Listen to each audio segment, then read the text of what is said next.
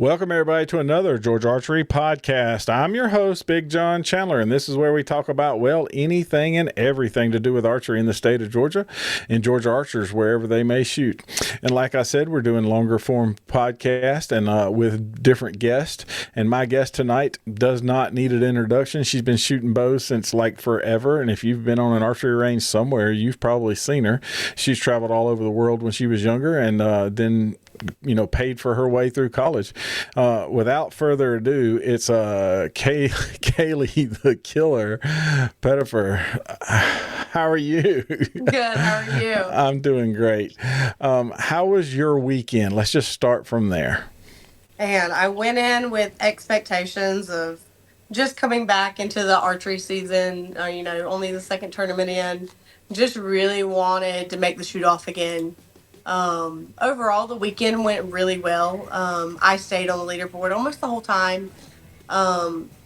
Finished up 4 down the first day, which to me, I thought was like really bad. I didn't even think I was going to be on the leaderboard, but I was in like the third position. So, hey, I'll take it. And then following into day 2, I just wanted to continue that, just shoot the best that I could. It was really hard to see out there on some of the targets. So just kind of, sticking with my game plan, center 10s, rise up into the uppers. Y'all know I'm an upper shooter, so I go for every upper pretty much. And then, just stuck with my game plan and ended up in the shoot off in the third position. Me and Cara were tied, so yep. Lauren was fairly far ahead of us. So. Yeah, we'll talk about that a little more for sure because she killed it this weekend. If ands or buts about it, she must can see in the dark is all I can say. Yeah. But so that you had a good weekend. We'll finish it up. You was on the podium, and we'll talk about your shoot down in the whole 9 yards. But let's go backwards. So you had a baby. I did. Second one. So mama, the first one was, it's like, hey, most parents want 1 or 2. Now you got 2. You're probably waiting for 3 and 4 and 7 and 8, right? Absolutely not. Nope. 2 and we're done. We don't want any more kids. Yep. We're good with 2. I understand that. I was just trying to poke at you a little bit, but yeah, that's the cool thing about being watching kids that I have seen grow up and then have kids themselves is awesome, So, and I know that you're a good mama just from, knowing you, so, and your family and how you were raised and what is going on. So that kid's going to be spoiled rotten, probably got a bow in his hand, bows in the hands already, the young, your boy's probably shooting, your girl's going to be like the babies are going to be shooting like now. And then by the time they get, they'll be shooting in the pro class younger than you were.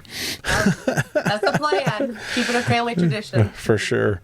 So if anybody doesn't know who you are, let's go ahead and just tell who you are, how long you've been shooting, what got you into it, and, your basics. So. Well, I am Kailey Pettepher. I used to be Kaylee Johnston. Obviously, I got married a few years ago. I started shooting when I was 8 years old, so I've been shooting about 24 years. Mm-hmm. Long time. Me and my dad used to do it growing up.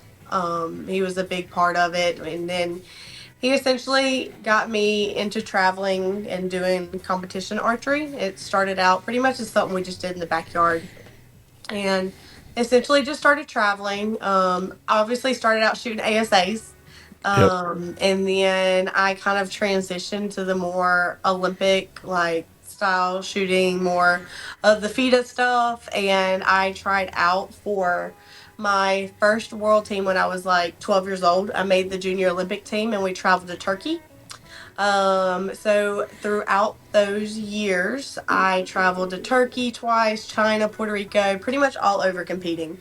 And kind of just built my career up from there and continued shooting 3D archery and continued shooting, the Olympic stuff, the FIDA stuff, and just kind of grew into who I am today because of it. Mm-hmm. Well, I know that you had several, you met several friends that you would be friends for life with. I remember when Paige would come over, and before y'all would go to Turkey or wherever, she'd be over to like shoot with you, sort of get sort of to feel how it was, and meeting with Jim and the whole 9 yards. I remember those days. But you graduate high school. Yep. You decided you want to be a nurse. Yep. And you go to college. Yep, I did. And you sign a pro contract at the same time. Yep, I did. And then your first year as a pro, you pretty much paid your college tuition stuff. Yep. Lots of checks on the wall. Daddy was very proud. I promise you. He was. Talked to him all the time about how all of the money that was spent to get that. Trust me, he still reminds me to this day. Every day. Yeah. But all of the checks are hanging on the wall and so forth. But that's one thing that I've always been. I tell all of my students, that you can do this. Now, I mean, college at the time, there wasn't as near as many colleges that are offering scholarships like they are today when you come out of high school into college. But you did work your way through, shot all the tournaments, did all the thing, and still kept a good grade and graduated and went to work, right? So, yep. Proud for you on the drive to be able to do that, So, and then you decided that you backed off of the U.S. archery stuff and focused mainly on the ASA, and because it pays the bills. It does. Yep, that was the main focus. Was I had to shoot what paid money, and 3D to me was like my original love. Like I grew up shooting the 3D first. I loved it. I was good at it, so that's what I just chose to continue with. For sure. Yeah. And you were good at all of it. There's no doubt in my mind. But that's, when you love it, it makes it easier to do. Right. Yeah. Right. So you, did not make Foley. Mm-hmm. So because of baby. Yep. And it was like, cause I went to Foley. And I was like, oh, she's not here because she's had a new baby. So I was like, I wonder how long she's going to take off, if any. The next thing I know, you are in, you're at the second shoot. So I was like, there we go, And how did that feel coming back off? Because I know you hadn't shot. You've been through pregnancy, been pregnant. There's some make sure the baby's taken care of, having a due time. Now you're still, back to work, that kind of stuff. I mean, how'd you work out shooting and practicing and warming up, or you just like, hey, I'm going to take my equipment out and go? I pretty much said, hey, I'm going to take my equipment out and go. I had no preparation going into Columbus. Yep. I had just had a baby like the week before Foley, so I wasn't even 6 weeks postpartum whenever I went to Columbus. Like, I wasn't even back at work yet.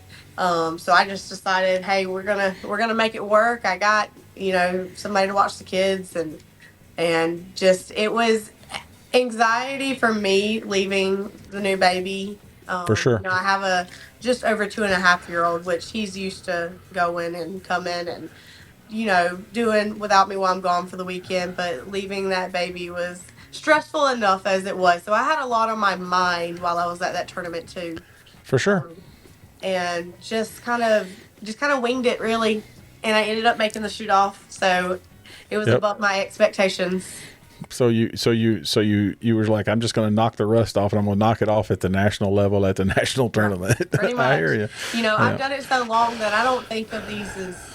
I don't get nervous anymore. No. There's it's not big to you. It's just another. Right. It's just another day of work, right? Mm-hmm. I mean, Correct. as far as that, and I understand that. I've talked to lots of pros that do the same thing, and I don't get nervous. I enjoy going because I get to see all my buddies. Right. I was missing it badly, and when I turned 50, I decided that I was going to start going to more. So again, we used to went to all of them. We'd travel all over the place, and so when I turned 50, I decided I'm just going to go play again, and it's the most fun I've ever had, because no offense we have too many classes as it is, but I still believe that we need a 40 to 50 age group class, because 40-year-olds cannot compete with 20-year-olds. Yeah. They just really can't. So from 40 to 50, I was not as happy to be at tournaments. Yes, I enjoyed seeing the people, but I didn't feel competitive. I really didn't. And so when I turned 50, I was like, yeah, I mean, if I'm last, I'm last, but at least I'm competing with the same people at the same age. Right. You know? Yep. So, but that being said, so you come and like, hey, sit down. So then you come back home, you regroup, you hug and kiss the baby, get everything going. You're like, hey, I got a month. Well, I really want to step back and emphasize on that shoot off was like the most horrible shoot off I've ever had in my life. So I got out there expecting, it was going to go good. I had a game plan, and bam, it was absolutely horrible. So I knew I had a lot of work to do when it come down to that. There were definitely not some great shots in that shoot down. It wasn't your stellar performance for sure. Right. But yeah, so I knew I had a lot of work to do. I like the shoot down. Like I said, I don't get nervous anymore when I get in them, but I like the pressure of the situation because I feel like I work harder or better under pressure. You strive under pressure. Mm-hmm. Yep. Yeah, there's a lot of people do that.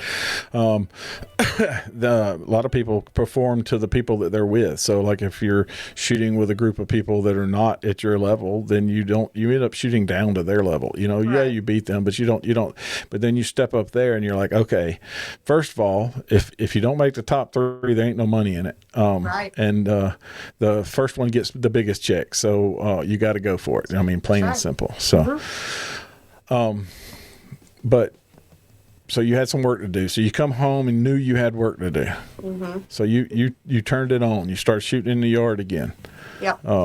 Getting that process, knocking it off, filling it back, making sure everything was good, tinkering with equipment, whatever you had to do to get it like you want to, right? Right. And so when you showed up to Minden, you felt like you were prepared and ready. Yeah, I was still nervous that I was still going to perform the same as the last shoot.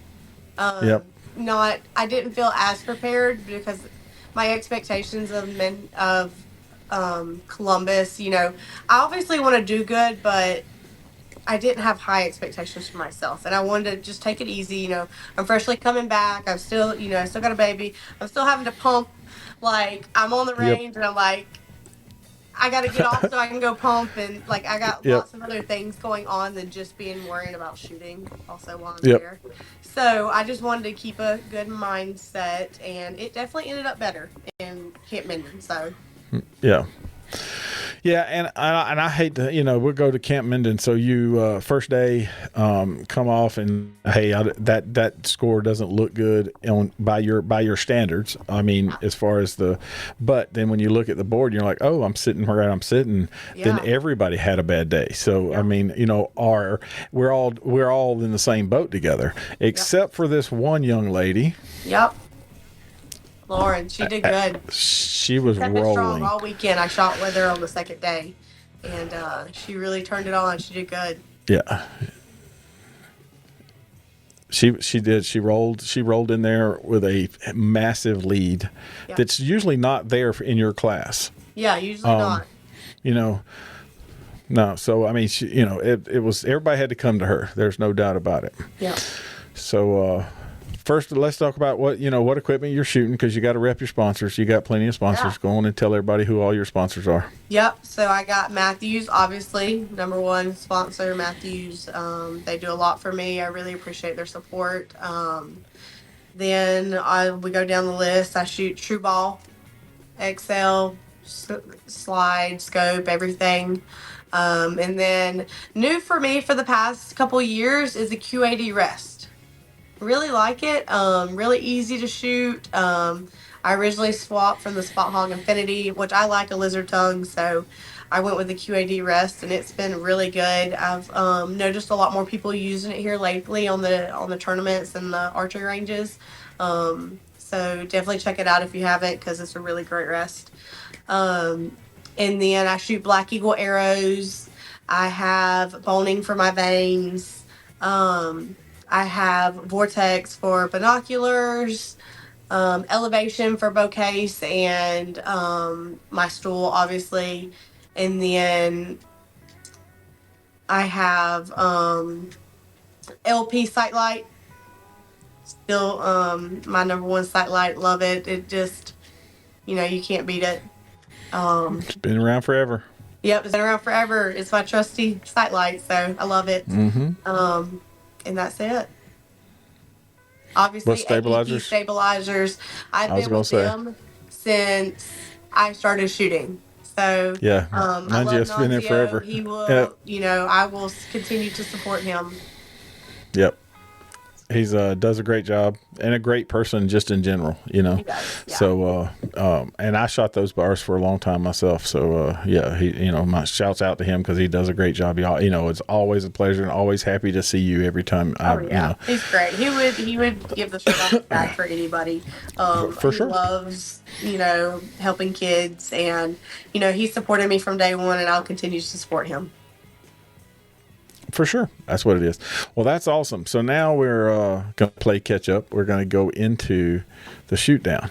Okay. And you're tied when you go in Yeah. with Cara. Yep. And y'all are, bonus rings, points, everything. So you knew you had to make some moves no matter what. Yeah, we were tied, but she had me on one bonus ring. So I knew no matter what, I didn't want to tie her because she had me on bonus rings unless I just so happened to get ahead. The only way to get second place essentially is what we're competing for because Lauren's so far ahead is to hit a bonus ring. For sure. And so you knew that going into it, so you made a good game plan. You laid it out, and first target was? First target was a black bear. Black bear. I started on the second to longest target out there. And I was going to finish on the shortest target. Not the shortest, but close to the shortest target out there. So I already had a game plan. I knew what I was fixing to do as soon as I saw those targets. Mm-hmm. And you're in the white floor and the open spaces because you judge pretty much off body size, and then you back it up with with ground. Mm-hmm. Yeah, we've known each other forever, so it's like I know what you do. So that white floor didn't bother you a bit, right? You figured out what. Let me tell you, when that first shot went off and I hit a height, almost a 5, I was like, oh Lord, this is about to be good. So I obviously, you shoot out on a floor and the targets are different distances. You kind of get an idea of like maybe what the next target's gonna be. Not spot on, but if it's further, closer, or whatever. Yep. So I hit an 8 on that first target. I was like, dang, I really gotta make up some points now. And then you go to the next target. Yeah. And did you cut some yardage on that? Because you thought, yes, for sure. So you're like, I missed the first one. I know I executed, so let's cut a few yards. Yeah, or whatever it is. Feeling great, better than they did at the first ASA of the year. Like all weekend, that's what I can say is shots felt amazing. During the shoot down, they felt amazing. Like I was confident in whatever I was doing as long as I had the number. Mm-hmm. And so the second arrow that I shot, I'm pretty sure it was just a 10. I was just left or something of the left. Upper. Yep. Upper. Mm-hmm. And then the next target, it was a Russian boar. Man, that is my nemesis target. I have lost so many points in shoot downs and on the range because of this target. Now, it didn't faze me in any way because I still aimed right at the upper 12. It was very dark in there, so there was nothing to aim off of. There was no spot on the target. It was just a dark target you're aiming at. And lucky enough, I hit the upper 12. So, you got a bonus ring and some more points. Now I got a bonus ring, and then we're tied. We're tied on bonus rings. And we're tied at score. Yep. So then I have to obviously get ahead. I knew that. But go on to the next target. It's a blessed buck. And let me just tell you about this blessed buck. This blessed buck looked like it was 51 yards. I'm not even joking. Like, that floor and just the way it looked compared to the other targets, like it looked like it was 51 yards. And me kind of paying attention to everyone else's arrow, like I'm not just looking at my arrow in the shoot off, I'm looking for trends. I'm looking for other people where they hit on the target to see if maybe they accidentally misjudged it. And I noticed that everyone had been hitting high on this target. So I was like, it's obviously not 51 yards. Like, It's not 50 Yep. yards at all. So I took a little bit off. I took a little bit off. I have 47 yards. I was like, okay, it really looks like it could be this. I'm going to aim center 10, and if it rises into it, it rises into it. If it falls a little bit, I'll still be okay.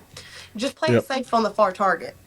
Well, shot fired. It got there a lot quicker than I expected it. And I shot another 8 out the top. Over the top. Yep. And I was like, at this point, man, I was like, I really got to get this next one. I was like, man, it got there really fast. That's really tricky. Maybe it's going to trick her because she has to shoot this target next too. For So, sure. getting to the final arrow, I'm playing it smart. I'm like, all right, we're tied. Like, now I'm 2 points back. Yeah, I'm 2 points back. I know if I hit a bonus ring to tie her, I will come out ahead because I will have more bonus rings. More bonus rings. Yep. So, but if she 12s it, I have to go for a 14, which I was prepared to do. I'm definitely never scared to go for a 14. I love shooting at 14s. For me, I feel like they're just easy to hit. I want them back. I want them back all the time. Oh yeah, that would be great. I'm not We gonna shot lie. 14s back in the day. 14s were in play Yes. for us. So Yes. I love shooting. Yes. I love practicing them here. You know, in situations where I need to use them in the shoot off. Like I've hit lots of 14s in shoot offs.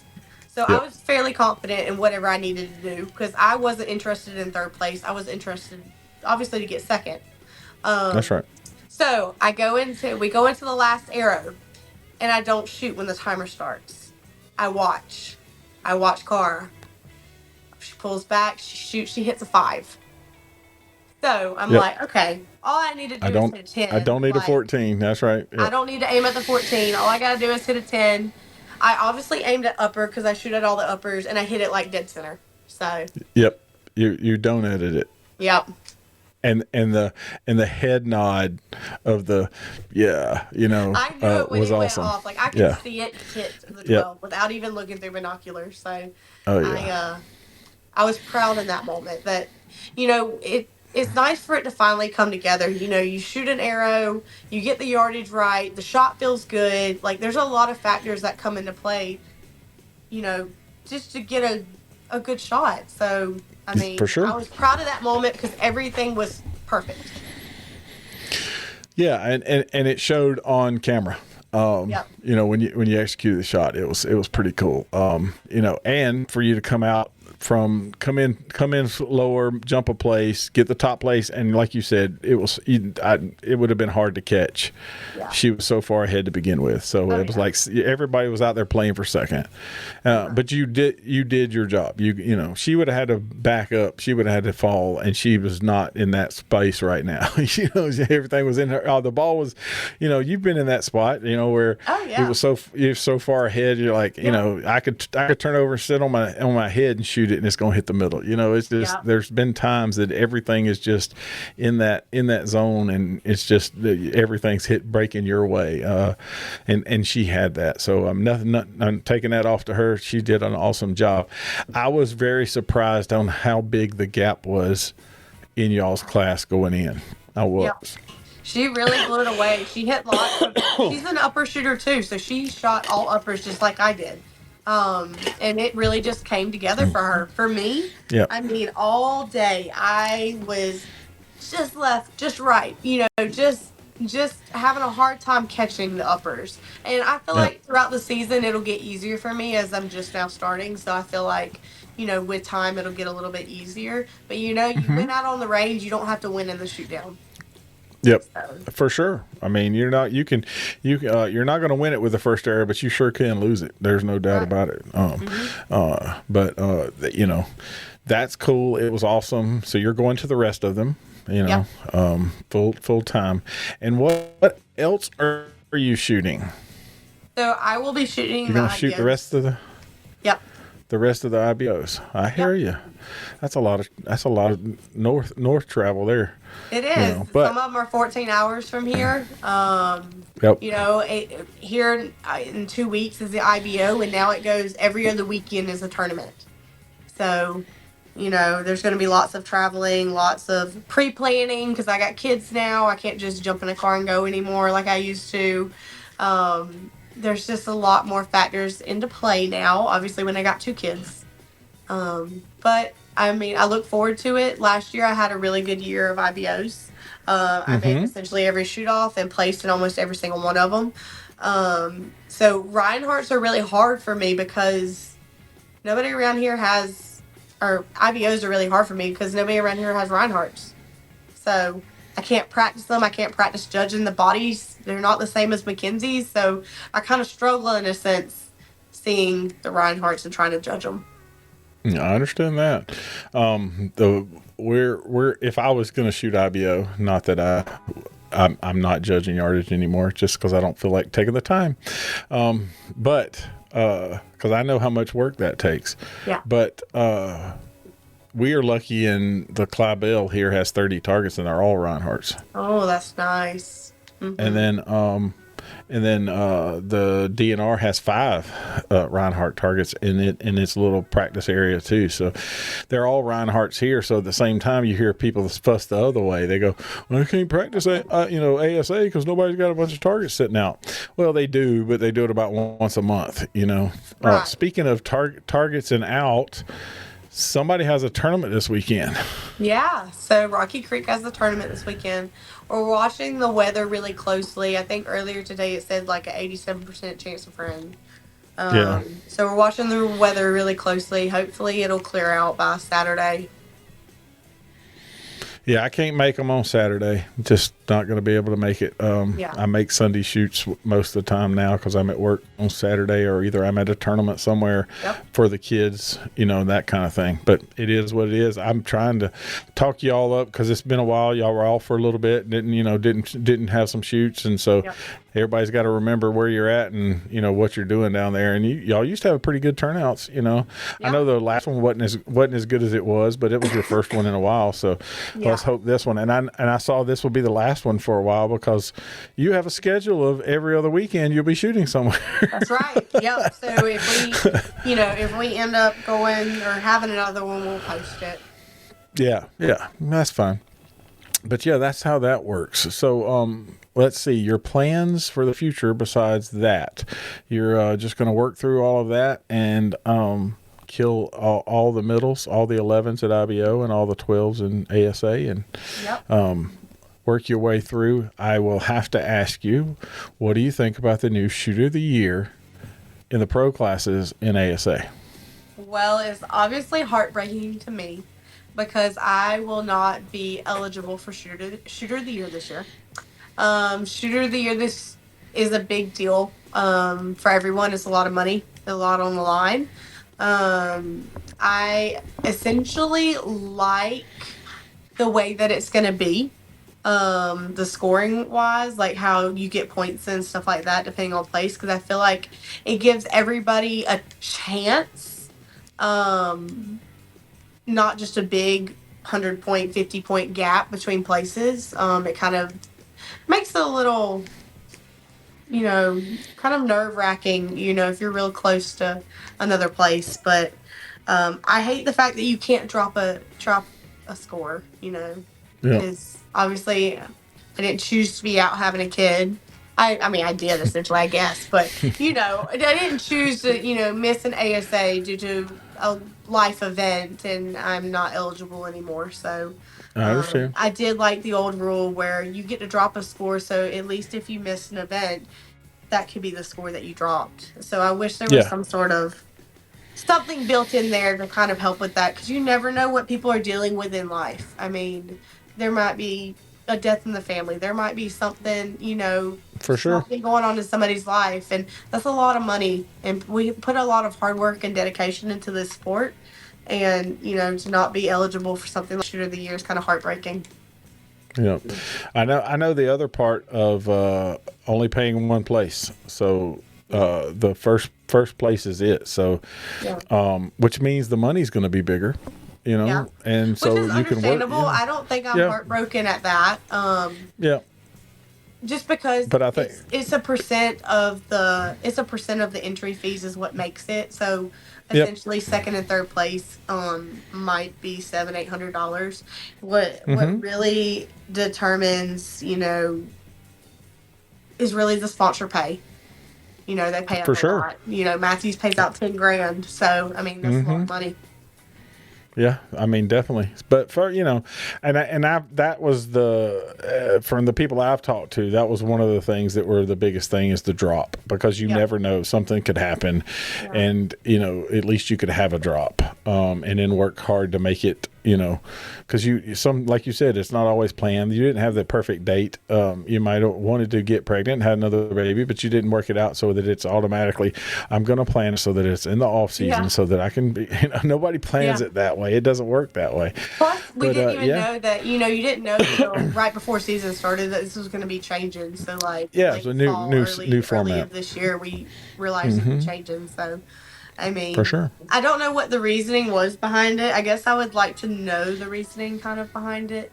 But, I mean, I hope maybe I don't know, maybe it'll work out. I have ideas. I've said it before. There was this other, different class that the same two people have won it for 17 years straight.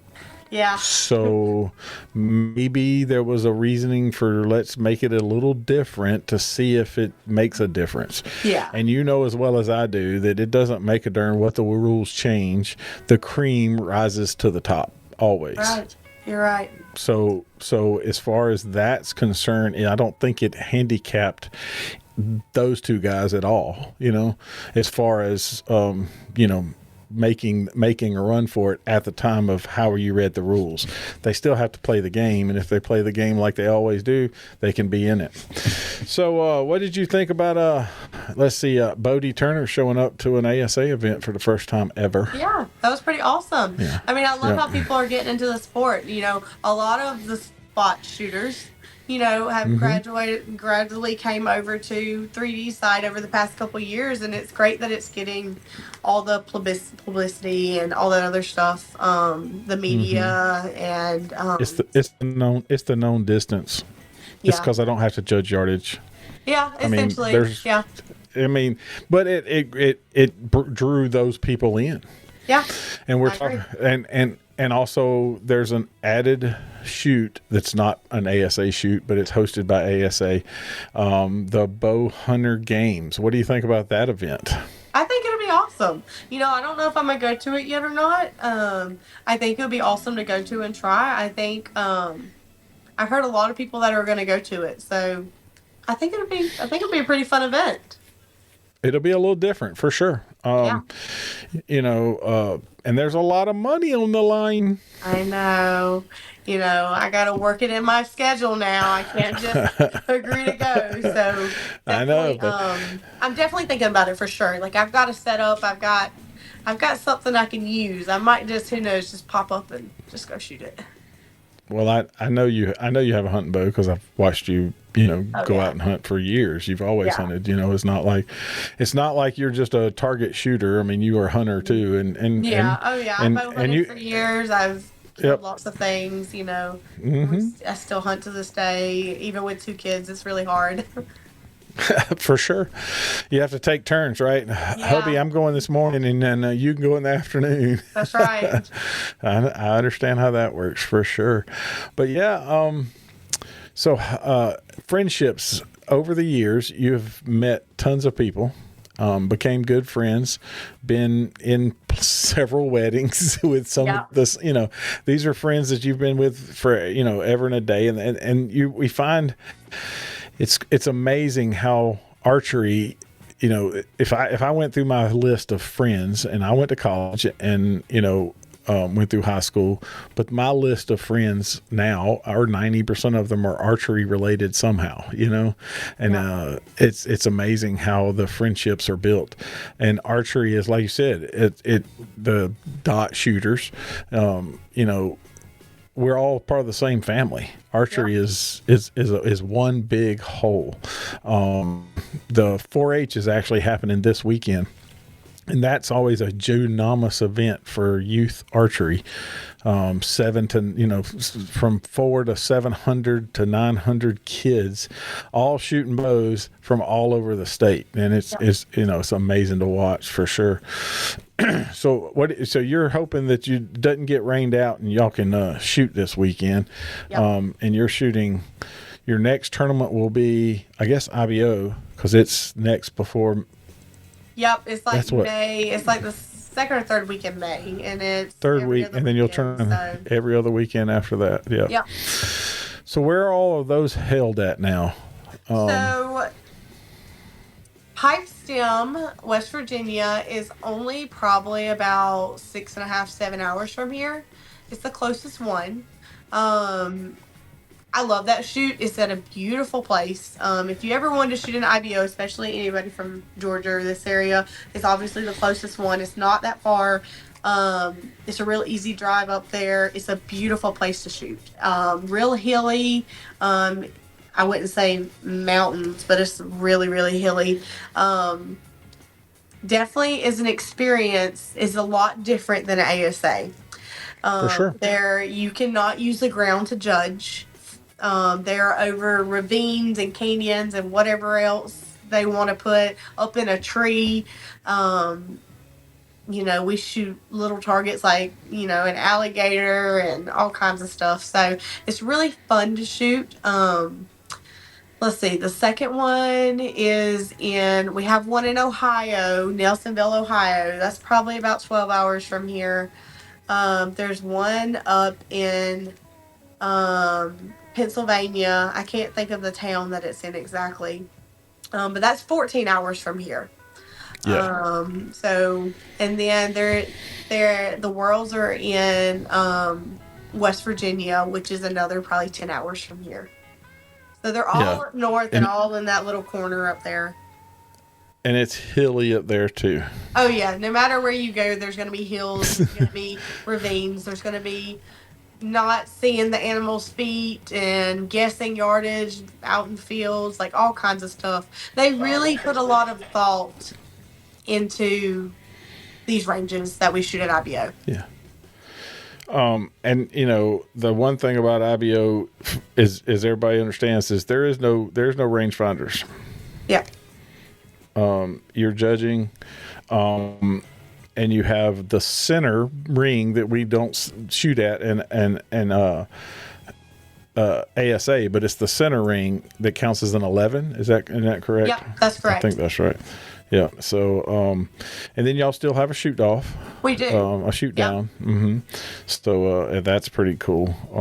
The only difference in the shoot off is the 11. If you don't touch the outside ring, counts as a 12. If you center. It's 12. Yeah. Uh-huh. They don't have a four. It's the 14 part is not the same, right? It's, right. Exactly. Yeah. There's no 14. Yeah. So that's the difference. So I was just trying to. I'm looking up the second leg, third leg, because you used to shoot the Southern Triple Crown, which was a whole lot less drive. Oh yeah, there used to be one in Florida, like Pensacola at the beach, like yep, they that's used to right. be, really close, and I wish they had it still. Yep, the Southern Triple Crown. Day. Yeah, you could shoot the Southern Triple Crown and still make your way to Worlds or whatever they call their last one. And so I remember that a lot of this side of the world people, in the South would shoot that event too. So they actually had more participation from this end of the world. The Midwest guys have all shot IBO. That's just what they know. Yep. So I did see where PJ said he was shooting at the first ASA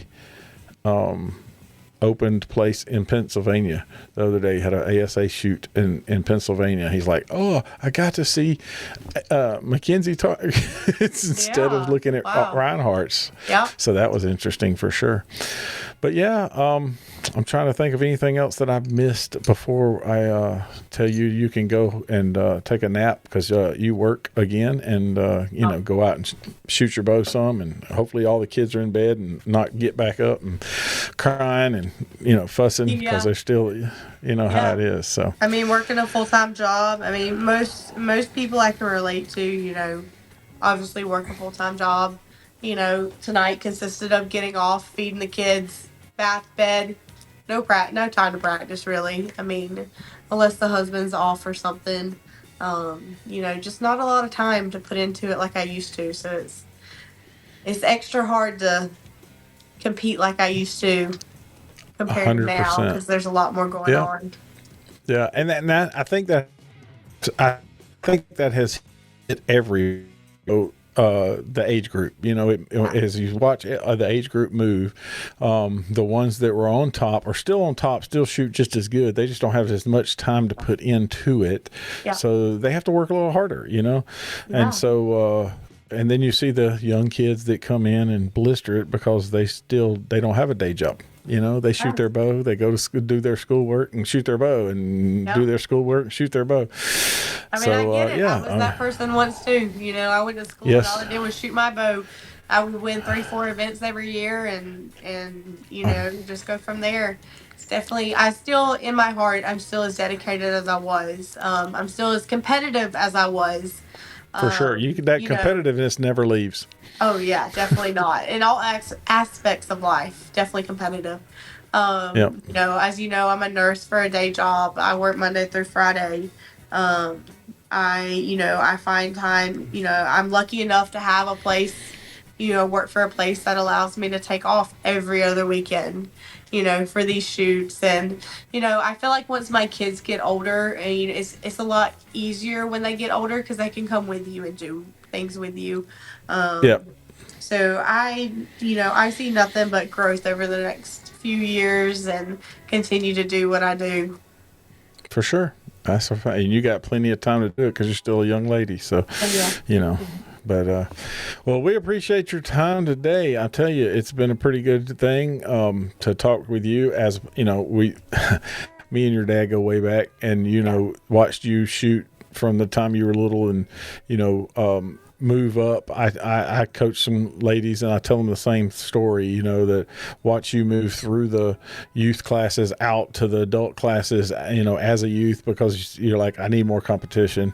And I have a young lady who's done the exact same thing. It's like, it's time to move. She goes, why? I said, well, nobody's pushing you, right. And so she moved out and moved to the next class and won out of it, and then moved out of the next class and won out of it. And this is her senior year, and she had to go pro, and so she didn't shoot. She shot the first one, Foley, and she will shoot Kentucky, but she didn't shoot the others because it's her senior year. So she had this senior thing going on, this senior thing going on. Oh, yeah. And she's like, I said, don't miss that, because you can't get that part back. You can always shoot a bow. We just can't get your senior breakfast and your senior commitments and all of that. You're not going to ever get that again. So I agree with that statement, because I did miss all that growing up. Like, I didn't go to proms because I had to shoot. I didn't go to, do all the things because I was always gone to events. So definitely stop and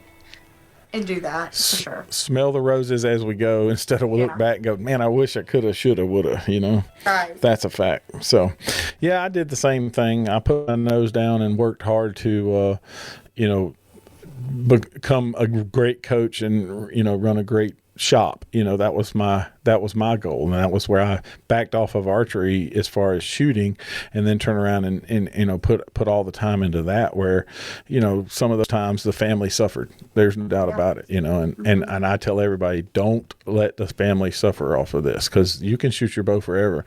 And I mean, Aaron Gross was the biggest person that I knew that told me, he goes, I can always shoot a bow. He said, I'm going to go make me some money right now. Yeah.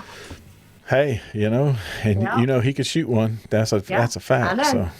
Yeah. I guess one thing we could talk about is, we try really hard to continue to support and promote the unknown archery side of things. And, over the years, obviously, Known has done really good introducing people that would have never been introduced to unknown side of archery. So I feel like the sport in itself has definitely grown with that. Just one goal of ours is being unknown women, and obviously, the numbers per shooters, just trying to grow that class and supporting any unknown shooters that we can into moving up and continuing to shoot unknown archery, for sure. Yeah. I have actually been in discussions with S3DA, right? Mm-hmm. But because all of their youth classes are all known, right? And I would like them to have half and half, like we did in lots of classes. Yeah, no, I agree totally. I feel like you could get a taste for it, Yeah. And even in ASA, the classes that the kids grew up shooting, they're all known. Back in the day, we Yep. were all unknown. And then Unknown. over time, it kind of transitioned to one day known, one day unknown. That would be great if we could reintroduce that back into the kid classes, because that's a skill that we learned at a young age that kind of Yep. followed us through adulthood. For sure. But on the same aspect, everybody has a rangefinder in their hand hunting in the woods today. Yep, They really I do. agree. Before we didn't. There wasn't. Rangefinders were too darn expensive for me to buy one. At the time when I was young, and so we had to. It was judging. But I do believe that we should at least entertain the young youth and let them understand. I agree. The judging aspect of things. Right. So. Something to think about. And I told them the same thing. I was like, and you don't have to do it in all of them. Let the young kids that are just coming in, the Eagle classes, they can know the distance. That's fine, Yeah. But then when they get into the youth division, hey, just say, hey, you shoot 20 targets and 10 of them are known and 10 of them are unknown. Now we used to see the numbers change when we did the half and half. You remember that when they did the half and half. Yep. You could see the dot shooters would turn it on the known day, and the judgers turn it on the other day, so it equaled each other out. Yep, and it was cool because we all got scores on the unknown day. Unknown side. That's right. I remember. And I tell everybody I was trained to shoot a lower 12. It was the hardest thing for me. It still is. I have to make myself shoot at an upper. My rangefinder goes to the lower 12 to shoot at it, to look at it now. Still, my whole body just goes straight to the lower 12. Yeah, I love it. I feel like it's such a safe strategy. The upper 12 on most of the targets is most of the time mid-body. Yep. So. Yeah, and I understand the concept, especially on the judging side of things. You got a lot. If you miss it, you still got a long way out. If you miss it high, there's usually a good bit of body on top, so it's not like Yeah. So it's not like, and the tendency for most archers is to fall out of a shot. To give up on a shot. So if you fall out on a shot, even in known distance, you fall out on a shot, you're still in the 10 ring aiming at uppers. Yeah. But my problem is I didn't aim at uppers for so long that my brain doesn't. I have to teach my brain. So like my training, I call it. I have to do foam work instead of homework, right? So I do some foam work, and my foam work is to shoot at all the uppers. To learn where they're at, to learn how to aim at them, because there's times now you have to shoot at them, or you're not, you're going to get kicked into another spot. And I happen to be shooting in the largest class in ASA. Oh yeah. The senior 45 known class is the largest class there is. We had 119, I think 119 in Foley. Wow. and 97. I haven't looked it up Minden to see because I didn't go, but we had about 100 at Columbus. And so it's like, we were in the largest class there is. And I tell everybody the reason that we're in that class is because we all went to different areas, right? Somebody judged targets and shot in the, open or semi-pro or A and B. And then as we got older, right, we quit practicing judging, and we're like, hey, we're just going to go have fun. So it's cool because it's, some of the guys who went to, started out judging went into known. And then same thing with me. I started out judging just because they didn't have a known class. And I shot the first known 45 class they ever had. I tell everybody, I said, this tells you a story. We shot the first known 45 in Newberry, behind the in Gainesville. It was after we'd left the racetrack, and we had a total of 16 or 17 people. Now those classes are like the largest classes, which I hate it. In some ways I do, in some ways I don't. It's good to have that many numbers for sure. But to go from that, which I was like, it's never going to work. Judging, we lost her. There you go. She's back. Yep. I don't know what happened.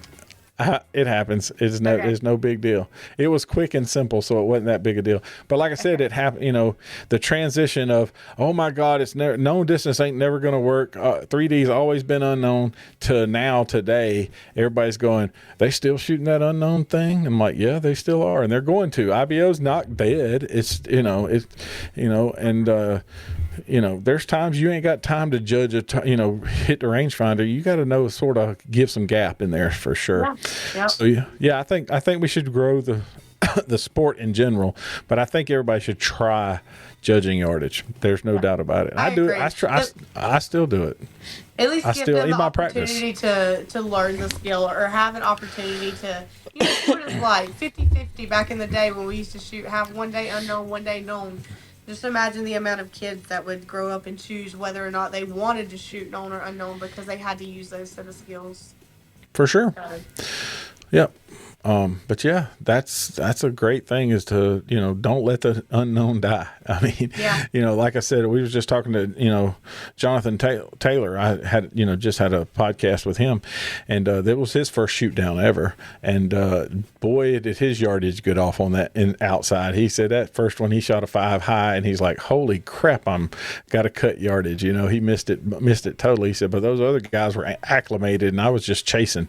I said, I understand. I said, but you made it. You're there. That's the first piece, is get your name on the board. Second piece is to be on the top 5 when you're done, and then the third piece is to make a podium. It's just it's progression. And he has been shooting for a total of 5 years, Kailey. Wow, 5 years. Awesome. That's awesome. So, and he's in the senior open pro, because he liked judging yardage, and so that was cool. So, you don't see that as much anymore. So he had a good story. It was cool to But yeah. But anywho, I think that's going to be it. Appreciate your time tonight. Tell everybody, where they can find you on socials. So you can follow my Facebook page. It's Kailey Pettepher, Professional Archer. I do have a personal page too, but just go check out my professional page. Follow along. I post updates throughout the year there, usually tournament by tournament and day by day. I usually like to post updates. Sometimes I do some giveaways and whatnot, so y'all go check it out. So I think that's it. All right. Well, we appreciate your time today. Until next time, I'm Big John. And that's Killer to Kailey the Killer. So we'll see y'all. All right. Bye, y'all.